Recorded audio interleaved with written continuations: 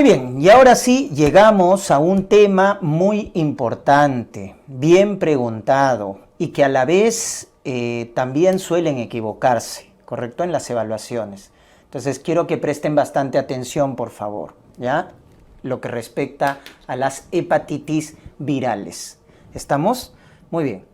Vamos a comenzar con lo que viene a ser el virus de la hepatitis A. El virus de la hepatitis A pertenece a la familia de los picornavirus, ¿correcto? Es un virus que se transmite por vía digestiva, es decir, por transmisión fecal-oral. ¿Ya? Miren, la misma familia del coronavirus, ¿correcto? Es un picornavirus y que tiene como material genético un ARN. Esta infección por virus de la hepatitis A solo produce cuadro agudo, doctores, no cronifica. ¿Correcto? No cronifica. Muy bien.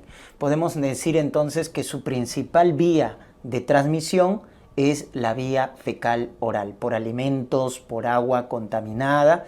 Su periodo de incubación es de 2 a 6 semanas y es típico en la edad pediátrica. Ese es el clásico caso clínico que te van a preguntar. Un niñito en edad escolar, preescolar, ¿no es cierto?, que viene con fiebre, con astenia, y hasta ahí puede ser cualquier cosa, ¿no? Porque en los niños, imagínense, viene con fiebre y puede ser cualquier cosa, pero ya te orienta el diagnóstico cuando te dicen dolor en hipocondrio derecho, o hay hepatomegalia, o hay ictericia, ¿no es cierto? Pero la ictericia es tardía. Recuerden, en la fase prodrómica, el niñito viene con fiebre, con astenia, con anorexia, con dolor en hipocondrio derecho. Ya al final aparece ictericia, coluria, lo típico, ya te orienta, ¿no? Entonces, un niñito con esas características y aparte como la transmisión es fecal oral, otros compañeritos de su colegio, etcétera, también, ¿no? Se infectan. Entonces, es algo típico en las guarderías, etcétera. Entonces, eso hay que tenerlo en cuenta, ¿ya? Entonces, en los niños se presenta con esa manifestación. Pero, ojo, quiero que recuerden un concepto, ¿ya? En el 90% de los casos de los niños con hepatitis A, ¿ya?, la clínica es, en este caso, inespecífica y el 90% es anictérica. Ojo con ese dato. O sea, la mayoría de los niñitos no hacen ictericia cuando están infectados por hepatitis A, ¿ya? La mayoría. ¿Quiénes son más sintomáticos? ¿Quiénes más se complican? Los adultos. Un adulto que se infecta con hepatitis A es más riesgoso, se complican más, es más sintomático. Estamos, a diferencia de los niños. Los niños lo pasan como una infección común y corriente, ¿ya? Muy bien, ese es el estado serológico. Pueden ver ahí en la imagen, ¿no? Lo que viene a ser la viremia, ¿no? Y esa viremia en la fase prodrómica justamente es la que produce fiebre, astenia, anorexia, etcétera, ¿no? Luego se va excretando en heces, eso justamente permite el contagio, ¿no?, con otros niñitos en su entorno, ¿ya? Porque finalmente la transmisión es vía fecal oral, ¿no es cierto? Ya está, vemos cómo se elevan las transaminasas, como toda noxa en el hígado, las transaminasas se elevan a predominio de TGP, ¿no? Y miren cómo la respuesta inmunitaria primaria es con el IgM, ¿no? Con el IgM contra el virus de la hepatitis A. Al final se produce el IgG del virus de la hepatitis A en la respuesta inmunitaria secundaria, ¿no? Muy bien. Entonces ese es el estado serológico. Entonces el diagnóstico, muy importante, cuando nos orientamos al diagnóstico de una sospecha hepatitis A, hay que medir transaminasas, donde el cociente TGP sobre TGO, recuerden que TGP también se le llama AST, sobre TGO es el AST, sobre TGP, el cociente siempre es bajo, menos de 1, miren, ¿ya? ¿Y eso por qué? Porque recuerden que el TGP es el que se eleva más, ¿ya? Entonces, en las hepatitis virales, la elevación de las transaminasas, sobre todo es a predominio de TGP. Por eso el cociente TGO sobre TGP es menos de 1, ¿ya? Y el diagnóstico lo confirmamos con esta prueba, ¿no? IgM contra el virus de la hepatitis A. Doctor, ¿no mido IgG? No, IgG no se mide, porque recuerden que no cronifica. Entonces, ¿para qué vas a medir? Ya si lo mides, finalmente lo que te dice es que el niñito ya se ha curado, ¿no? Se ha curado, pero no nos indica nada más. Para el cuadro agudo, que es lo que genera la hepatitis A, una infección aguda, lo que nos sirve para el diagnóstico es IgM contra el virus de la hepatitis A. Acuérdate, ¿ah? Y el pronóstico, la gravedad, lo medimos con el tiempo de protrombina, que es el marcador de falla hepática precoz. ¿Ya? Falla hepática precoz, eso ténganlo en cuenta, ¿ya? Entonces, cuando un niñito con hepatitis A en menos del 1% se puede complicar y hace falla hepática fulminante, entonces empieza a hacer coagulopatías y se empieza a prolongar el TP, es lo primero que se altera, ¿ya? Por eso es el marcador de falla hepática precoz, ¿no? También puede hacer encefalopatía, etcétera, ¿ya? El tratamiento es sintomático, ¿no? O sea, hay que calmar la fiebre, hay que evitar mayor noxa para el hígado, hay que evitar el ayuno, etcétera, ¿no? Y básicamente es eso. No hay un tratamiento específico en las hepatitis agudas, recuerden ese principio. Y la prevención sí tiene, ¿ya? Hay vacuna a base de un virus vivo atenuado y es por eso que se recomienda a partir del año de edad la vacunación. Son 2 dosis, ¿no? Contra el virus de la hepatitis A, pero es a partir del año de edad. Muy bien, vamos con el otro, el virus de la hepatitis E, pertenece a la familia Epeviridae. Epeviridae también es un virus de tipo ARN y principalmente de infección aguda, pero puede cronificar, ¿correcto? Y por ahí apúntenle, es raro, pero puede. ¿En quién? En inmunosuprimidos, ese es el dato. En inmunosuprimidos, pacientes con VIH, etcétera, en ellos puede cronificar el virus de la hepatitis C, pero en la mayoría solo produce cuadro agudo, en la mayoría, ¿ya? Pero hay excepciones. Muy bien, el mecanismo también es similar, es vía fecal oral, pero también hay transmisión vertical. Entonces en el E como que hay excepciones, puede cronificar, aunque es raro. Principalmente es por transmisión fecal oral, pero también por vía vertical. Entonces hay que tener en cuenta esos datos. Periodo de incubación 2 a 8 semanas. Y bueno, esto más frecuente lo vamos a ver en los adultos, ¿no? Adulto con anorexia, con astenia, con fiebre, con dolor en hipocondrio derecho. Y finalmente una ictericia, una coluria, etcétera, ¿no? Muy bien. El dato de la hepatitis C, tienes que recordarte, E de embarazada, doctores. ¿Por qué?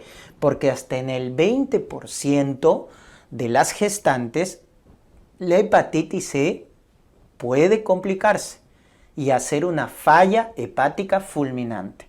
Entonces, cuando te digan qué hepatitis se complica en la embarazada, acuérdate, la E de embarazada, ¿ya? Muy bien.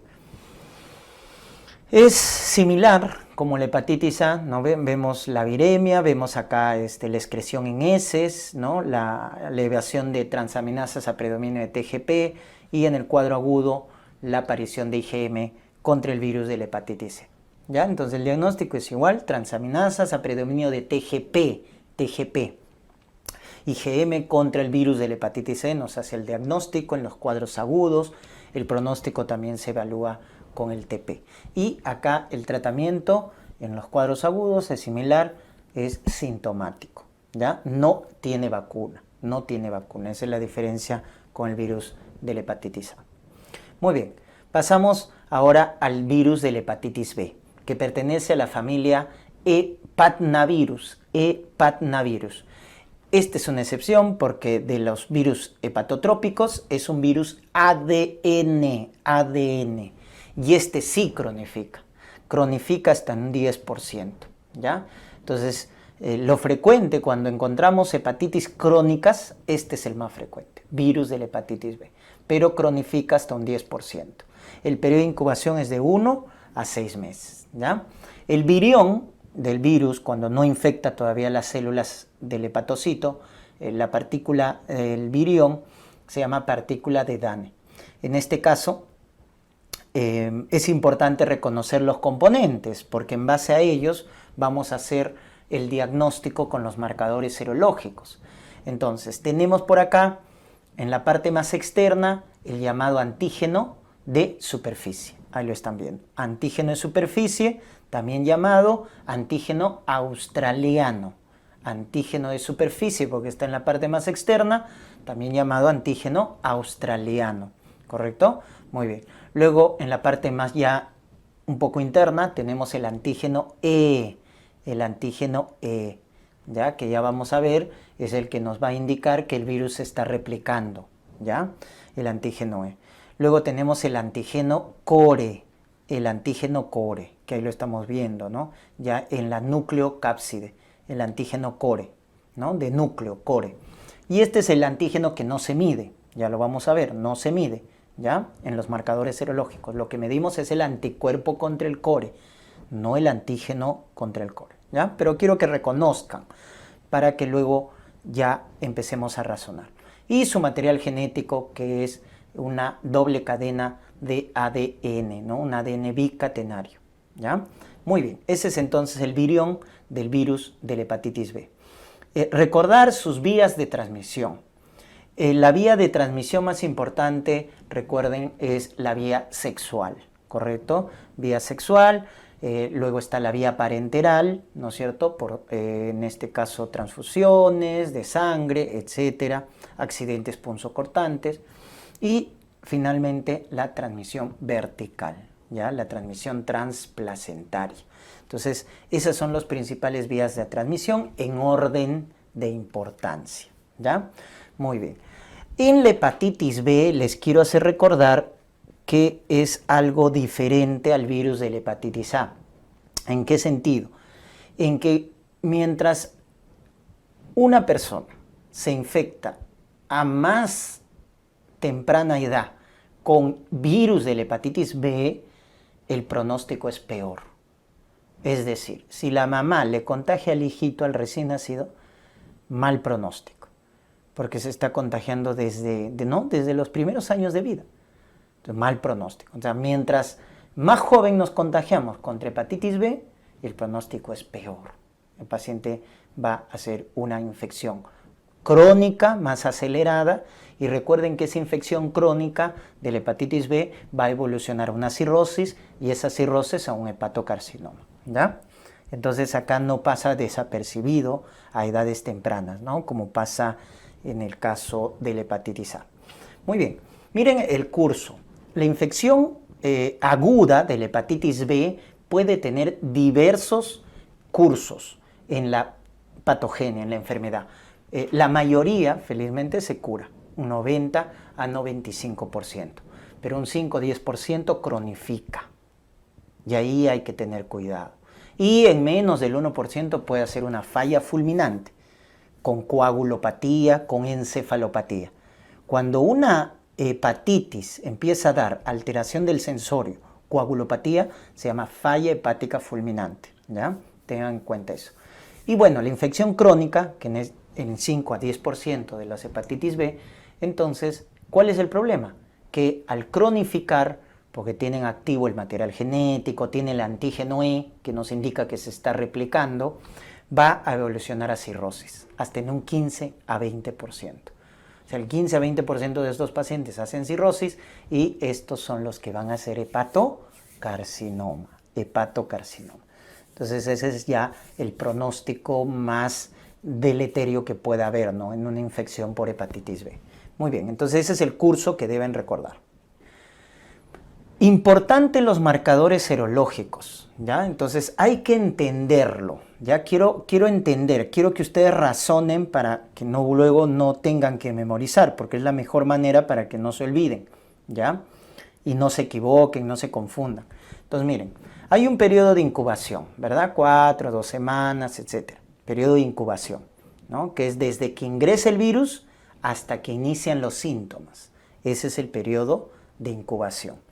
Entonces, lo primero es definir una infección aguda. Una infección aguda es menos de 6 meses, ¿ya? Entonces ahí, ¿quién es el primero que va a aparecer? El primer marcador que va a aparecer en la infección por hepatitis B, perdón, infección aguda, es el antígeno de superficie. El antígeno de superficie es el primero en aparecer, ¿correcto? Es el antígeno australiano.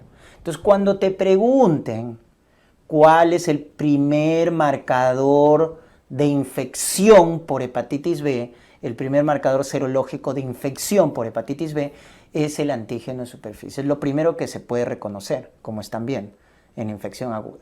Entonces, cuando este antígeno de superficie ingresa, lo que nos está indicando cuando sale positivo es que la persona tiene infección, ¿correcto?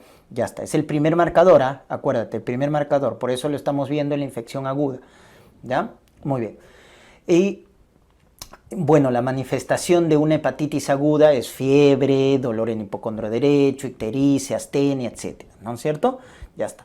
Luego tenemos ya la infección crónica, cuando pasa más de 6 meses, ¿correcto? La infección crónica cuando pasa más de 6 meses.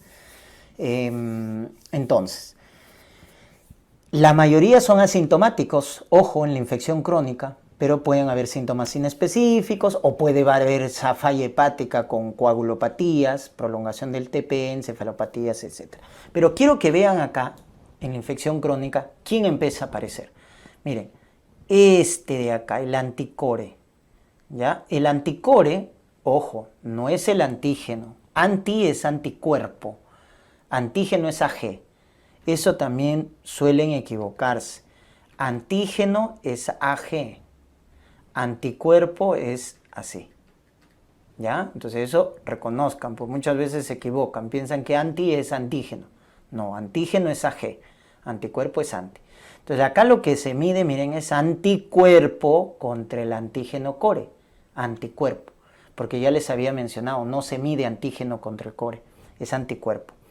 Ahora, este anticuerpo contra el core puede ser IgM o puede ser IgG, ¿correcto? Entonces, cuando es IgM contra el core, infección aguda. Cuando es IgG contra el core, infección crónica. ¿Estamos? Entonces, miren cómo el anticore te define si es aguda o es crónica. Porque el antígeno de superficie lo que te define es que esté infectado. Tiene hepatitis B, ¿correcto? Tiene hepatitis B. Pero el que te define si es agudo o crónico es el anticuerpo contra el core. Si es IgM, agudo. Si es IgG, crónico. Doctor, ¿qué pasa si solo tengo antígeno de superficie? No puedo medir anticore. ¿Puedo diferenciar si es agudo o es crónico? Sí. Si el antígeno de superficie está positivo menos de 6 meses, es agudo. Si el antígeno de superficie está positivo más de 6 meses, es crónico. Es otra manera de definirlo, por el tiempo de enfermedad. Entonces, tener un antígeno de superficie menos de 6 meses, agudo. Más de 6 meses, crónico. Pero la forma más específica es con el anticore. IgM, agudo. IgG, crónico. Doctor, y acá veo otros marcadores. Sí, miren, el antígeno E lo que te va a indicar es replicación, que se está dividiendo, que se está multiplicando el virus. Por lo tanto, te va a decir si la hepatitis está o no activa, ¿correcto? Entonces, miren, ¿dónde es positivo el antígeno E? Al inicio, miren, en la infección aguda. Pues claro, porque el virus se está multiplicando en la infección aguda. Eso es lo que busca el virus. Luego va cayendo, miren ya. En algunas infecciones crónicas puede salir positivo. Entonces, cuando sale positivo este antígeno E, nos indica que el virus está activo, se está replicando. En cambio, cuando ya empieza a aparecer su anticuerpo contra el antígeno E, miren cómo se lo convierte acá, anticuerpo, entonces quiere decir que ya acá el virus está inactivo, ya no se está replicando. ¿Se dan cuenta? Entonces hay una seroconversión, ¿no? El antígeno E cae, entonces quiere decir que ya el virus no se replica y empieza a aparecer el anticuerpo contra el antígeno E, que es nuestra protección. Nos indica que el virus ya no se está replicando, ya no se está multiplicando. Entonces, más o menos así es como varían los marcadores serológicos, ¿ya? Muy bien. Recuerden que en la infección crónica por hepatitis B nos va a dar el famoso, a nivel anatomopatológico, el patrón de los hepatocitos en vidrio esmerilado. Vidrio esmerilado. ¿ya? Eso lo vemos en la infección crónica por hepatitis B. Y ojo que hay manifestaciones extrahepáticas, ¿correcto? Por hepatitis B. La más frecuente es una poliartritis crónica, así como una artritis reumatoide. Por eso algunos casos van a ver ustedes, cuando el reumatólogo, ¿no es cierto?, tiene una poliartritis crónica, ¿no? Para descartar pide serología por hepatitis B, antes de alguna manera hacer como diagnóstico diferencial de una artritis reumatoide. Pide serología para hepatitis B, porque se puede presentar, ¿ya? Una panarteritis nodosa, que es la vasculitis más asociada a hepatitis B, ¿no? Luego su acrodermatitis papular de Gianotti, a nivel renal la glomerulonefritis membranosa, que da un síndrome nefrótico con proteinuria masiva, o anemia aplásica, ¿correcto? Entonces son algunas de las manifestaciones extrahepáticas de hepatitis B, pero la más frecuente es la poliartritis crónica. Muy bien. Doctor, sigo sin entender. Bueno, nuevamente, ¿ya? Quiero que quede esto claro. Entonces, miren, cuando el paciente está con infección, con clínica, entonces cuando evaluamos los marcadores serológicos, el primero que nos va a salir positivo cuando esté infectado, ¿quién es el primer marcador? Antígeno de superficie. Ahí está. Cuando el antígeno de superficie te sale positivo, te quiere decir que tiene hepatitis. Ya está. Tiene hepatitis, porque es el primer marcador serológico. Pero el que te va a definir si la hepatitis es aguda o es crónica es el anticore, el anticuerpo contra el core. Entonces acá miren, si nos sale IgM contra el core, agudo, agudo. Si nos sale IgG contra el core, crónico, crónico. ¿Te das cuenta? Entonces el anticore te diferencia si es aguda o es crónica la infección. Y eso es muy importante, porque la hepatitis aguda no hay mucho problema, menos que haga una falla hepática fulminante, ¿no? Pero la crónica hay que tener mucho cuidado, porque la crónica evoluciona a cirrosis y la cirrosis a hepatocarcinoma. Por eso tenemos que diferenciarlo. Ahora bien, para saber si está activo o inactivo, que es el otro nombre que le tenemos que poner, para eso tenemos el antígeno E. Entonces, si el antígeno E nos sale positivo, ese es tu marcador de replicación, tu marcador de actividad, tu marcador de infectividad, tu marcador de contagio. De diferentes maneras te lo van a decir. Pero lo que te quiere decir el antígeno E es que el virus se está replicando, se está multiplicando. Por eso si te sale antígeno E positivo, entonces está activa la hepatitis. Y tanto la aguda per se es activa, pero la crónica también puede ser activa, ¿no es cierto? Ya está. Pero va a haber un momento, sobre todo en la crónica, donde se lo convierte, ¿verdad? En vez de antígeno E, ¿quién aparece? Anticuerpo. Esto es la otra denotación también de anticuerpo, ¿ya? AC, anticuerpo contra el antígeno E. Entonces, cuando ya aparece el anticuerpo contra el antígeno E, ya nos indica que está inactivo, que ya no se está replicando el virus. Entonces, ahí tenemos pues los estados de una infección. Una infección puede ser hepatitis aguda, activa, hepatitis crónica, activa o inactiva. Entonces, simplemente es interpretar los marcadores. Eso es lo que tienen que acordarse. El antígeno nos dice si está infectado. Es el primer marcador serológico. El anticore nos dice si es agudo o es crónico. Recuerden que el IgM contra el core es el primer marcador, pero de la respuesta inmunitaria. Mucho cuidado cuando te quieran confundir ahí. Cuando simplemente te dicen primer marcador serológico, antígeno de superficie. Pero te dicen primer marcador de la respuesta inmunitaria, o sea, te están preguntando el primer anticuerpo que se forma. ¿Cuál es el primer anticuerpo que se forma? El IgM contra el core, que justamente es el que nos indica hepatitis aguda. ¿Ya? Muy bien. ¿Quién es tu marcador de replicación, de contagio, de infectividad? Tu antígeno E. Es tu marcador de replicación. Cualitativo, ¿no? Porque positivo o negativo. ¿Ya? ¿Por qué? Porque hay un marcador de replicación más específico, que es cuantitativo, que es el PCR. ¿Ya? El PCR es el marcador de replicación cuantitativo, que tiene obviamente más especificidad. ¿Correcto? Muy bien. Ahora vamos al otro escenario que vamos a analizar. ¿Qué pasa cuando el paciente está sano? Entonces, ¿cuándo decimos que el paciente está sano? Porque hasta ahora hemos visto los estados patológicos, hepatitis aguda, crónica, activa, inactiva. Entonces acá, el que te va a indicar que el paciente está sano, el que te va a indicar que estamos protegidos, es el anticuerpo contra el antígeno de superficie. Anticuerpo contra el antígeno de superficie. Entonces, cuando tenemos esto, anticuerpo contra el antígeno de superficie, decimos que estamos sanos, que estamos protegidos. Este es nuestro anticuerpo de protección, ¿correcto? Entonces, hay dos formas de estar sano. O me vacuné o ya me curé. Entonces, en ambos, el anticuerpo contra el antígeno de superficie va a salir positivo, ¿no? O sea, me curé, o sea, me dio la infección, pero ya me curé, o me vacuné. ¿No es cierto? Recuerden, en la vacuna se forman los anticuerpos contra el antígeno de superficie a partir de los 30 días. Los títulos, ahí es 10 unidades, ¿ya? 10 unidades, más de 10 unidades ya nos indica que hay protección. En títulos, pues, ¿no? Hablando. Y el curado quiere decir que ya le dio la infección, ¿no es cierto? Pero ya se sanó. Y acá hay dos, el pasado lejano y el pasado reciente. O sea, ¿hace poco se curó o hace mucho tiempo? ¿Y por qué les hago esta diferencia? Porque el pasado lejano es igual que el vacunado. Solo va a tener el anticuerpo contra el antígeno en superficie positivo. Los demás van a estar negativos. ¿No es cierto? Porque ya pasó mucho tiempo. Entonces el IgG contra el core se lavó en el curado pasado lejano. Y como ya pasó mucho tiempo, se lavó. Y en el vacunado nunca podría tener IgG contra el core, porque nunca se infectó, se ha vacunado. Pues en el vacunado solo tienes anticuerpo contra el antígeno de superficie, nada más. Y es así como evalúas la protección. Y en el pasado reciente, ¿cómo lo vas a diferenciar? Porque acá sí tenemos una huella de que se infectó, pero ya se curó.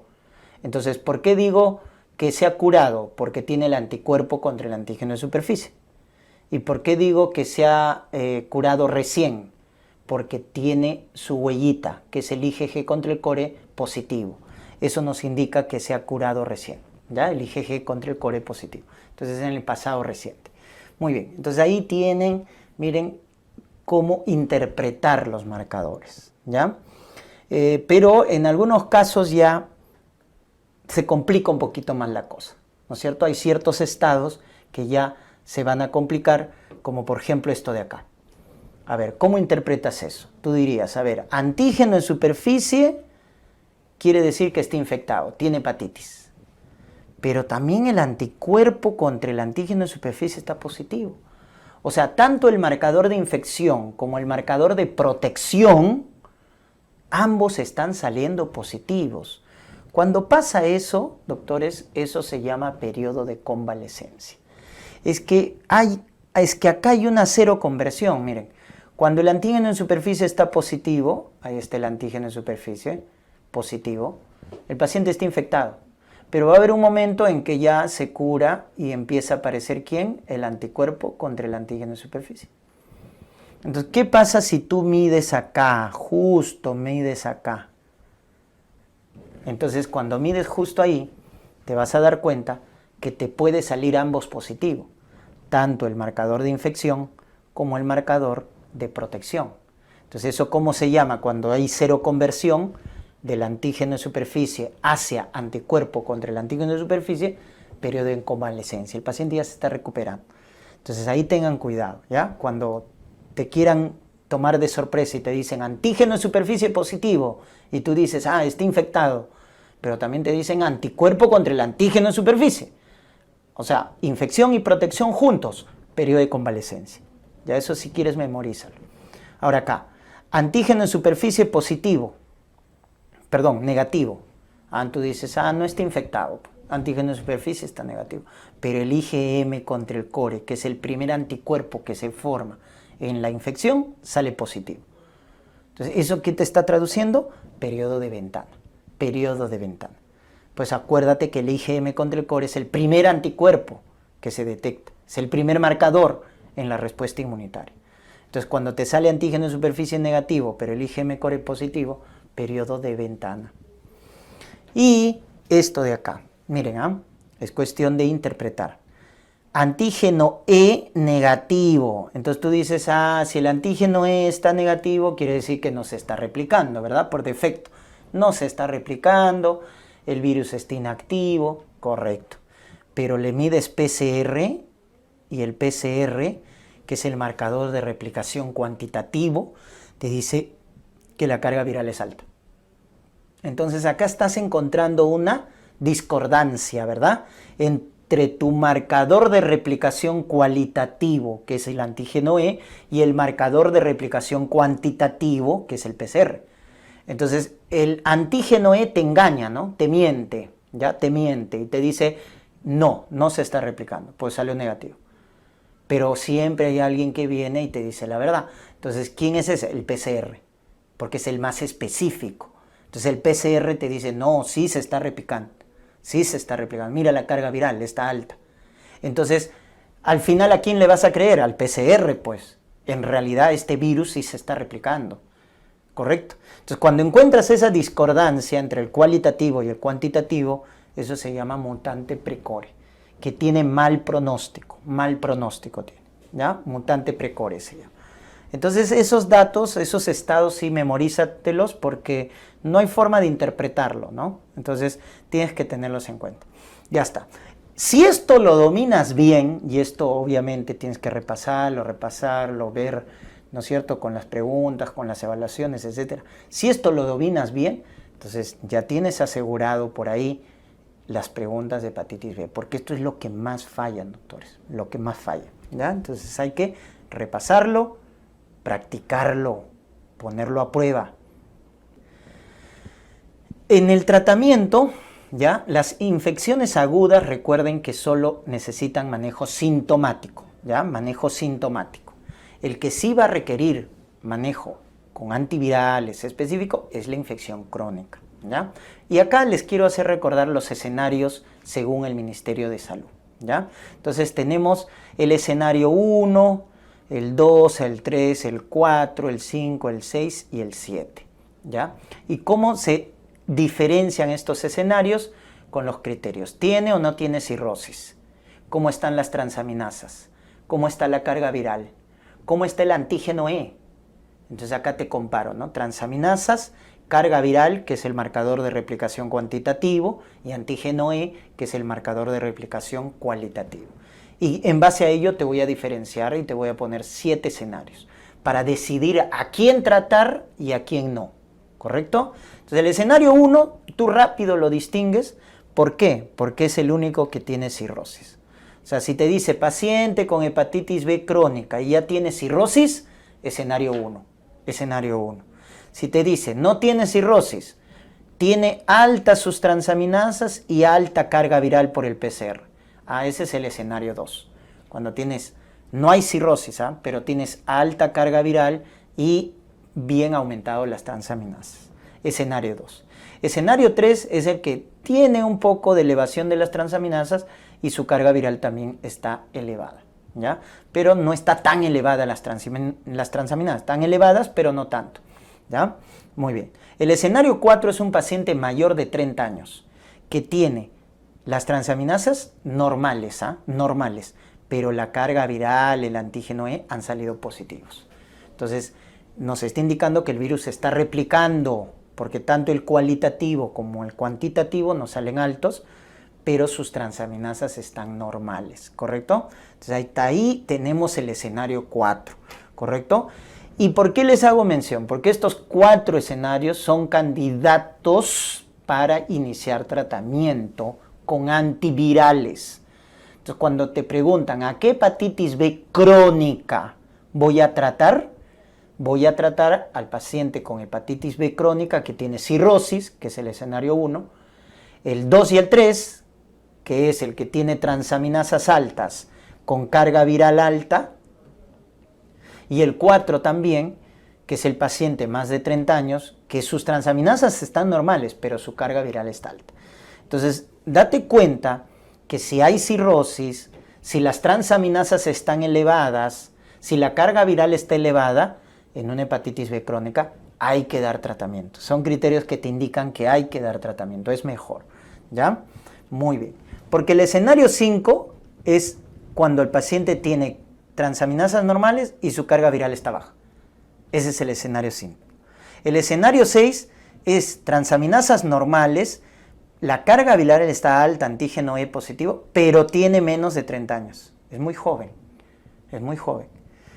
Y el escenario 7, transaminasas normales, y acá miren, carga viral alta y antígeno E negativo, antígeno E negativo. Pero lo que quiero que vean acá, que tienen en común todos estos, es esto, miren, esto de acá ya, transaminasas normales. Ese es el dato.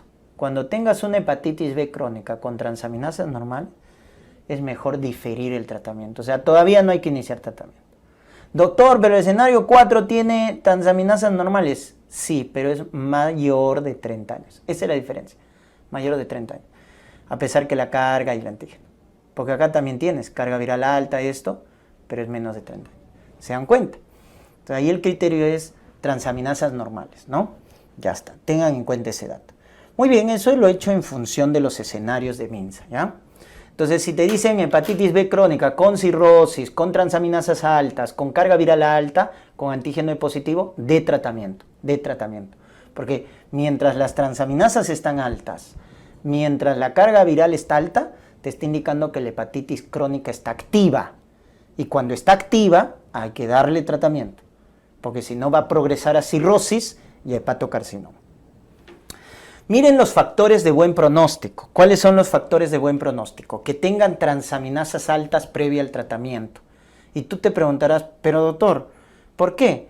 Porque cuando las transaminasas están altas, doctores, nos indica que el paciente va a responder al tratamiento. Tú te preguntarás acá, ¿por qué inicias tratamiento cuando las transaminasas están altas? Porque eso nos indica que va a responder al tratamiento antiviral. Y por acá, si las transaminasas están normales, ¿por qué detenernos en el tratamiento? Porque no va a responder al tratamiento. Por eso, esto es buen pronóstico, que las transaminasas estén elevadas, porque te indica que va a responder al tratamiento. Entiéndalo de esa manera. Ojo, aunque suene un poco irónico, ¿no? Transaminasas altas, buen pronóstico, sí, porque va a responder al tratamiento antiviral. Que tenga baja carga viral, eso sí, baja carga viral previo al tratamiento es buen pronóstico. Que sea una infección adquirida en comparación de la vertical, ¿te recuerdas? Porque mientras más niñito, peor el pronóstico. Entonces, mejor adquirido en comparación de la vertical, si tiene hepatitis activa, si es mujer, si no tiene coinfección con VIH o hepatitis delta, ¿no? Son factores de buen pronóstico. ¿Y qué antiviral damos para el manejo crónico? Tenofovir. Tenofovir es un antiviral que se va a emplear para tratar las hepatitis B crónicas, activas, con carga viral alta. Tenofovir. Y que también se puede emplear en la gestante. Ojo, gestante infectada con hepatitis B, también podemos dar tenofovir sin ningún problema. Pero cuando el tenofovir no lo puedes utilizar, porque la tasa de filtración glomerular está baja, menos de 50 mililitros por minuto, tiene osteoporosis o tiene alguna enfermedad hematopoyética, en esos casos, ¿quién ingresa como alternativa? Entecavir. Entonces, cuando hay falla renal, cuando hay osteoporosis, cuando hay enfermedad hematopoyética, ya no puedes usar tenofovir. En esos casos usas entecavir, ¿ya? Para el tratamiento. Muy bien. ¿Y cómo decimos que está respondiendo al tratamiento? Porque las transaminasas se normalizan, porque seroconvierte a los 3 meses de tratamiento. Es decir, el antígeno E se vuelve negativo y aparece el anticuerpo contra el antígeno E. Y la carga viral por PCR está baja. Entonces, eso nos indica que está respondiendo muy bien al tratamiento. ¿Y quiénes son? Sobre todo los del escenario 1, 2, 3 y 4. Muy bien. Recordar que hay prevención, ¿correcto? Hay vacuna contra la hepatitis B, felizmente, ¿ya? ¿Y por qué les hago mención de la gamma globulina? Esto es para los recién nacidos. Por ejemplo, una mamá que esté infectada por hepatitis B activa y tiene su bebito, recuerden, todo recién nacido va a recibir su vacuna contra hepatitis B, eso es de ley, vacuna contra hepatitis B. Pero si ese bebito nace de una mamá con infección activa por hepatitis B, a ese bebito le tienes que colocar, además de la vacuna, gamma globulina contra el virus de la hepatitis B. Eso quiero que te acuerdes, ¿ya? Entonces, si tienes una gestante que tiene antígeno de superficie positivo, o sea, está infectada con hepatitis B, al bebito le tienes que colocar vacuna más gamma globulina. Le agregas gamma globulina si está infectada por hepatitis B, ¿ya? Ese es el dato. Muy bien. Luego tenemos la hepatitis C. La hepatitis C pertenece a la familia de los flavivirus. Este tiene material genético ARN y este es el dato que quiero que recuerden. Ojo, cronifica hasta un 85%.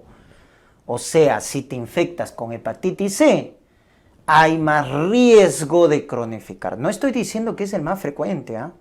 Porque más frecuente tenemos infectados por hepatitis B, por frecuencia. Pero cuando hablo de riesgo, hepatitis C tiene más riesgo de cronificar, porque estamos viendo, hasta un 85% cronifica en su progreso. Muy bien, su periodo de incubación de 2 semanas hasta 6 meses, ¿no es cierto? Y las vías de transmisión es principalmente por vía parenteral. Entonces, a la cabeza, los adictos a droga por vía parenteral, a la cabeza. Politransfundidos, ¿no es cierto? Los pacientes politransfundidos, sobre todo antes del año 2000, ¿no? Porque en el Perú los bancos de sangre recién hacían despistaje, ¿no?, de los paquetes de sangre a partir del año 2000 contra hepatitis C. Antes de eso no. Entonces los politransfundidos, los que recibieron sangre, etcétera, y los pacientes en hemodiálisis, ¿ya? Entonces la principal vía de transmisión, recuerden, es la vía parenteral, ¿ya? Por eso acá a veces nos asustamos cuando tenemos un accidente punzocortante y pensamos, ¿no?, rápidamente en contagio con VIH o hasta hepatitis B, ¿no?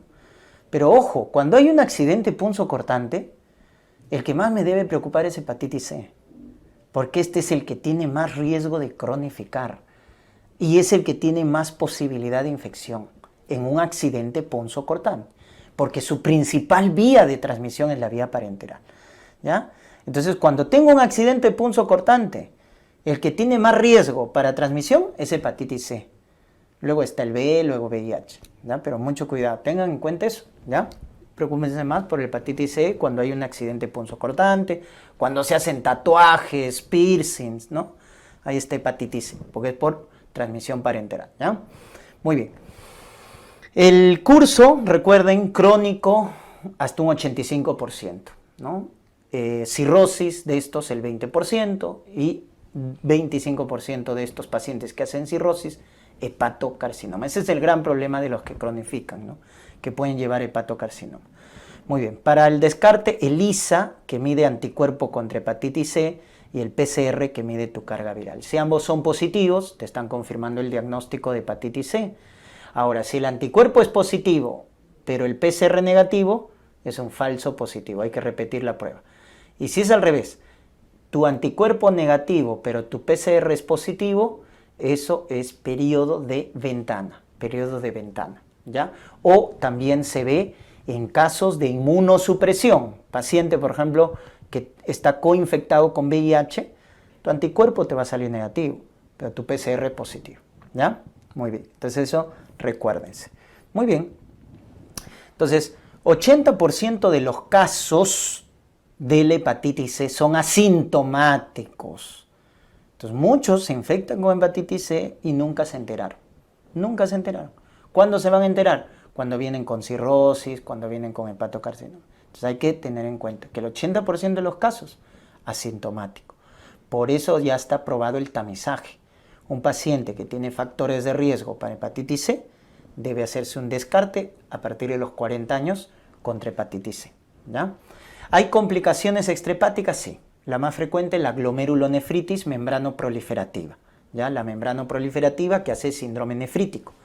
De las vasculitis, la que más se asocia a hepatitis C, acuérdense, C de crioglobulinemia, ¿ya? También PTI, linfoma no Hodgkin, líquen, porfiria, también están asociadas a la infección por hepatitis C. Este es bien variada, ¿ya? Muy bien. En su estudio anatomopatológico, la infección crónica se asocia a una hepatitis de interfaz, así se llama, hepatitis de interfaz. Y recordemos los factores de buen pronóstico. ¿Cuáles son los factores de buen pronóstico? El genotipo 2 y 3, ¿ya? Esto es contradictorio a dengue, ¿no? Siempre les hago recordar eso. En dengue, ¿se acuerdan los serotipos? Pues, ¿no? 2 y 3 en dengue es mal pronóstico, son los más graves. Pero en hepatitis C es buen pronóstico, el 2 y el 3 es buen pronóstico, ¿ya? De los genotipos, de los 6 o 7 genotipos que hay. Muy bien. Carga viral baja es buen pronóstico, ausencia de cirrosis es buen pronóstico, joven, leptosómico, ¿no? O que responda al tratamiento antiviral, ¿ya? Esos son los factores de buen pronóstico. Muy bien. Y el tratamiento es con antivirales. Hepatitis C hay que dar el esquema pangenotípico. Como son varios genotipos, entonces es mejor dar el sofosbuvir más belpatasavir. Ese es el esquema pangenotipo y es el que más se utiliza. Sofosbuvir más belpatasavir, ¿ya? Podemos reemplazar el segundo por daclatasavir, ledipasvir, pero cubren a menos genotipos. Entonces la ventaja del primero es que es el esquema que se propone por el Ministerio de Salud como el esquema pangenotípico, ¿ya? Porque antes clásicamente se utilizaba como tratamiento esto, ¿no? El interferón alfa más ribavirina, que todavía lo pongo porque hay algunas evaluaciones por ahí que la consideran. Interferón alfa más ribavirina, era el núcleo del tratamiento. Y se daba por 6 meses si eran los genotipos de buen pronóstico, 2 y 3. Y por 1 año si eran los de mal pronóstico, que era el 1 y el 4. ¿Ya? Esa era la diferencia. Muy bien, y finalmente el virus delta. El virus delta es un virus incompleto, doctores, porque necesita de otro virus para infectar. Es o contiene material ARN, pero es defectuoso, ¿ya? ¿Y con quién más se asocia? Con el virus de la hepatitis B, hasta en un 5%, ¿ya? La vía de transmisión también es similar a la hepatitis B, sexual, parenteral y vertical, ¿correcto? Y vamos a tener acá 2 estados en el virus delta, la coinfección y la superinfección. Entonces hay que diferenciar estos 2 estados de la infección por el virus delta, el virus incompleto. Miren, la coinfección tiene un periodo de incubación de 1 a 6 meses, se puede complicar con una hepatitis aguda fulminante, ¿correcto? ¿Y qué es la coinfección? La coinfección es un paciente que tenía hepatitis B aguda y sobre esa hepatitis B aguda el paciente se infecta con el virus delta, ¿ya? Entonces se presenta de esa manera. Es un paciente que tenía hepatitis B aguda y se coinfecta con el virus delta. Ya está. Entonces, ¿cómo van a ser sus marcadores serológicos? ¿Quién te dice que está infectado por hepatitis B? El antígeno de superficie. Ahí está. Positivo quiere decir que tiene hepatitis. ¿Quién te dice que es aguda? Ah, el IgM contra el core positivo. Ahí está. IgM contra el core positivo, agudo. Ya está. ¿Y quién te dice que ha entrado el virus delta? Ah, anticuerpo contra el virus delta. ¿Se dan cuenta? Es cuestión de interpretar. Entonces, hepatitis, antígeno de superficie. Aguda, IgM contra el core. Y sobre eso ingresa el delta, anticuerpo contra el virus delta. Entonces, en el gráfico lo vas a ver así, ¿no es cierto? Entonces, el virus de la hepatitis B ingresa antígeno de superficie, aparece luego el IgM contra el core, ahí está el IgM contra el core, ¿no es cierto? Ya está. Y luego aparece el virus delta, ¿no? Que está acá, el virus delta. Ahí está, IgM contra el virus delta. Ya está. Entonces ahí está la hepatitis B aguda y sobre esa hepatitis B aguda ingresa el virus delta. Entonces eso es una coinfección. Diferencian a la superinfección, que tiene un periodo de incubación de 2 a 8 semanas. Este es el que cronifica. Este es el que acelera la progresión a cirrosis. Porque, ojo, hasta el 90% cronifica, incluso más que la hepatitis C, hasta el 90%. Entonces, ¿cómo es la superinfección? Es una hepatitis B crónica sobre la cual ingresa el virus delta. Entonces, nuevamente, ¿cómo son los marcadores serológicos? ¿No? Hepatitis B, antígeno de superficie positivo. Crónico, entonces ya no está el IgM contra el core, pues. Te está saliendo negativo el IgM contra el core. ¿Quién va a aparecer? El IgG, ¿verdad? Contra el core. Ya está. Y sobre esa hepatitis crónica, ¿quién ingresa? El virus delta. ¿Ya? Esa es la diferencia. Entonces, si tienes una hepatitis B aguda y sobre eso ingresa el delta, coinfección. Si tienes una hepatitis B crónica y sobre eso ingresa el delta, superinfección. Creo que está clara la diferencia. Acá vemos, ¿no? Ya es una hepatitis B crónica y sobre eso ingresa el virus delta. ¿Ya? Entonces, ¿por qué no le he puesto acá IgG? Algunos se preguntarán, doctor, pero no me confunda, ¿por qué no pone IgG contra el core? Bueno, la razón es que si te preguntaran entre estos dos estados, ¿quién es el marcador que te hace la diferencia? El del medio, porque si ves los extremos son iguales. Entonces el que te va a diferenciar la coinfección de la superinfección es la presencia o ausencia del anticuerpo contra el core, IgM. Esa es la diferencia, porque en ambos vas a tener antígeno de superficie positivo. En ambos vas a tener al anticuerpo contra el virus delta. Entonces, ¿quién te va a hacer la diferencia? El IgM contra el core. Si el IgM contra el core está positivo, coinfección. Si el IgM contra el core está negativo, por ende IgG contra el core positivo, superinfección. ¿Te das cuenta? Entonces, el anticore es el que te diferencia estos dos estados. Muy bien. Tratamiento interferón alfa, doctores. ¿Ya? Para el virus delta se emplea interferón alfa. Muy bien.